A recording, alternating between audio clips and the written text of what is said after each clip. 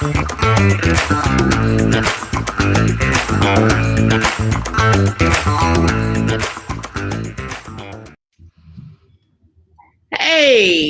this is Dr. Hey, Tyra Hodge coming in. I have not seen y'all in so long, so long, so long. And so today we're getting ready just to pop in really quick to tell you about something exciting that we have going on with Parenting Connections. We actually having a Gathering Up for Greatness Team Leadership Conference. And at this conference, I have some amazing speakers, and we are going to pop in, and talk about conference. I believe this is going to be a life, and so I am very excited about it. And so I want to introduce you to one of our speakers, Mr. is going to be at the conference. Billy, come on in and tell us what you're going to be talking about. Hey, thank you so much for having me. I'm very excited about this. I've worked with teenagers for, my goodness, 15, 20 years now. Absolutely love being able to share. I didn't have an easy childhood. Very few people do, but spent some time in foster care and really had some things not stacked in my favor. But I've been able to build a really great life. And what I'm going to be sharing about is entrepreneurship and what it is to start a business. Basically, whenever it comes to starting a business, it's all about solving a problem. And if you want to make money, solve a problem. If you want to make good money, solve an expensive problem. If you want to make great money, solve an expensive problem for wealthy people. So that is really what it comes down to as far as building a business. And I've actually tried building several businesses and had a lot of failures. And we built one recently that is just doing extremely well. Has allowed us to just build a lifestyle where we get to travel, we get to do what we want, when we want, where we want. So I'm going to be talking about strategies, how to look for opportunities, and how to take advantage of those opportunities to really be able to build your dream life, and at the same time making a big impact in your community and benefiting other people.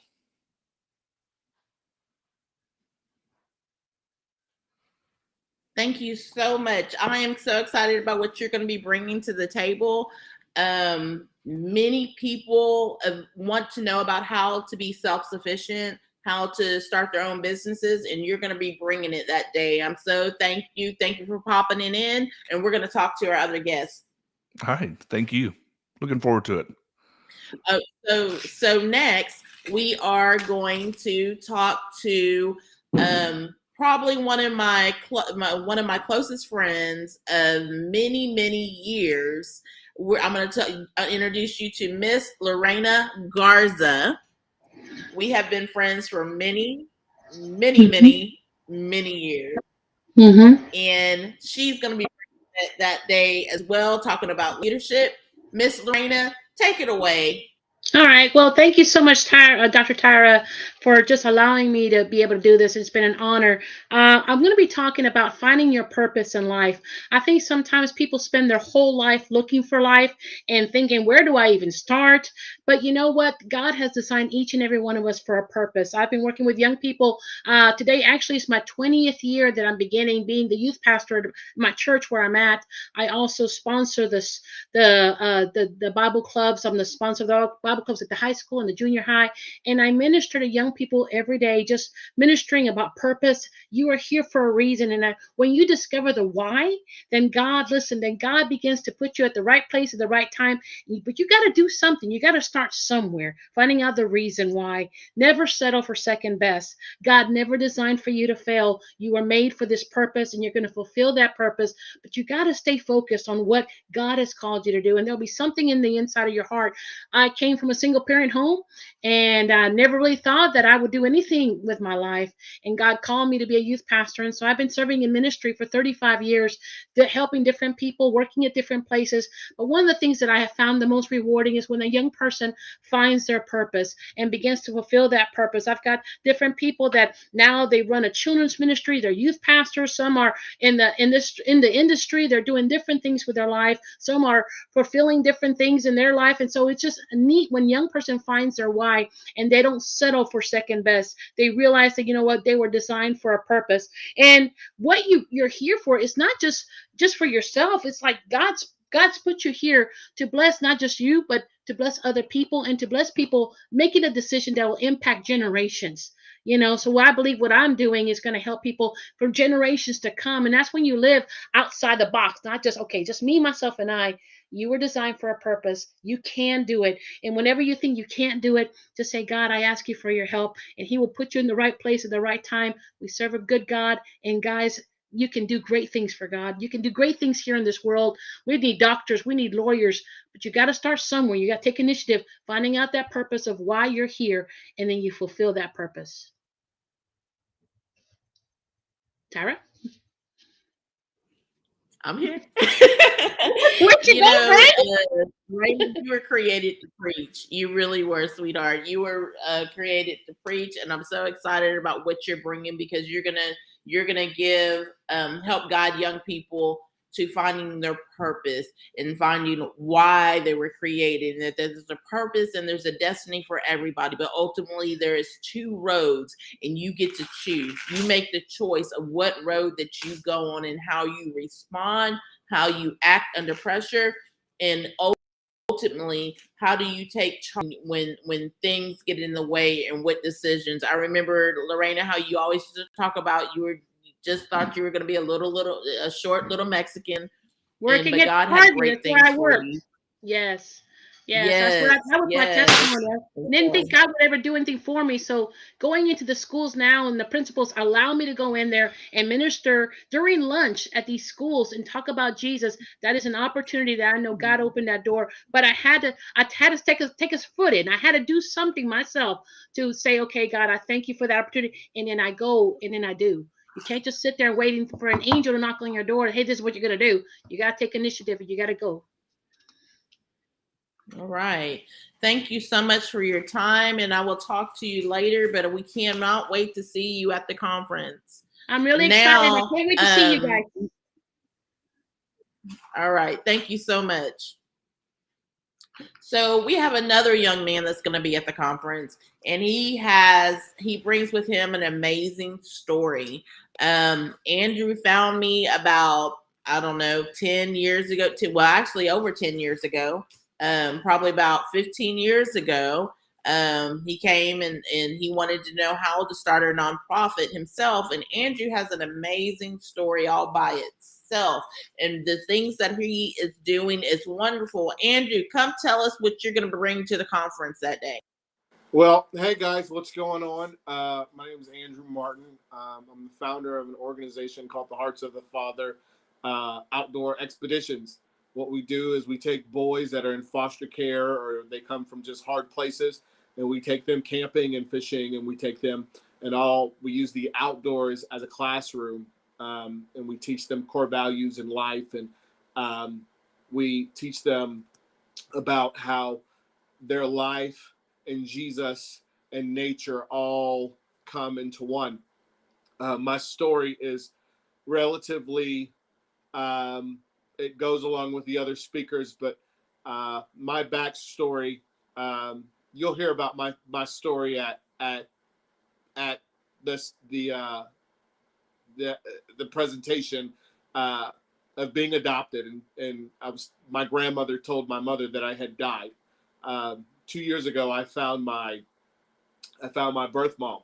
So at the conference, you're going to learn how to use your pain to promote your purpose, how to use how your pain of your past fertilizes your future. I guess if there was a title, it would be Life is a Highway. Highways don't last forever. Sometimes there's feeder roads, and sometimes there's just straight country, bumpy, dirty gravel roads. But every road leads somewhere. And in the midst of finding your purpose, and in the midst of learning leadership, the greatest, sometimes the greatest enemy is this thing between your two ears. And so we didn't all come from a great background. Our past is dirty. But it's until you take your past captive and not your past make you captive, that's when true growth happens. I learned from a great lady, a great Bible school teacher, that none of these things move me. Wherever you are in life, whatever situation you are in life, whatever circumstance you're going through in life, focus in your heart, and you'll learn that regardless of circumstances, none of these things move me, because my future is in my hands. Your future, Jesus has already determined your destiny before the time you were born. And I want every young person that's watching this, every parent that's watching this, to come to this conference. It'll change your life. And that's not a far-fetched statement, because at our events, all it takes is a spark to change the trajectory of someone's life. See you there.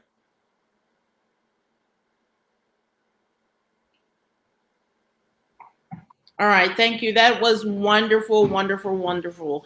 I'm hoping that we'll be able to pop in again together to talk about what we're going to be sharing that day.